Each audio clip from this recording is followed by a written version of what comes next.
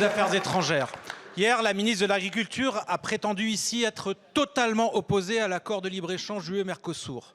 Mais la semaine dernière, invoquant un motif fallacieux, le gouvernement a jugé irrecevable la proposition de résolution contre cet accord que la France insoumise comptait présenter lors de sa niche le 28 novembre. Au moment où la Commission européenne accélère les négociations pour conclure l'accord au plus vite, vous censurez le Parlement. Pourquoi cette censure si le gouvernement est vraiment opposé à cet accord? Personne n'est dupe. À chaque échéance électorale, Emmanuel Macron a fait mine de s'opposer à cet accord d'un autre âge. Mais rien n'a été fait pour mettre fin aux négociations. Car au lieu de vous opposer réellement à cet accord, vous entretenez le mirage de clauses miroirs et autres conditions en pratique inapplicables. Par exemple, la Direction générale de la santé de l'Union européenne vient elle-même de reconnaître qu'on ne peut pas détecter les hormones dans la viande brésilienne.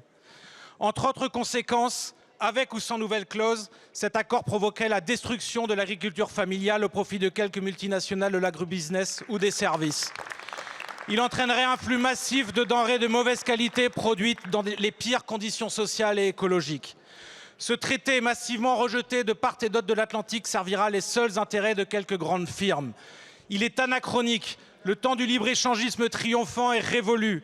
L'heure est à une politique de réindustrialisation et de planification écologique au service notamment de notre souveraineté alimentaire.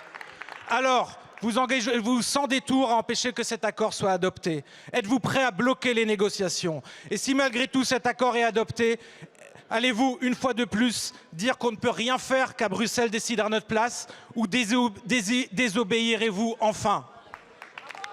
Soyez assurés que sous l'autorité du Premier ministre, avec la ministre de l'Agriculture, nous sommes mobilisés sur tous les fronts et avec les parlementaires pour garantir que cet accord, s'il devait être un jour signé, garantisse les intérêts de nos agriculteurs, de nos industriels, de nos entreprises et de nos emplois.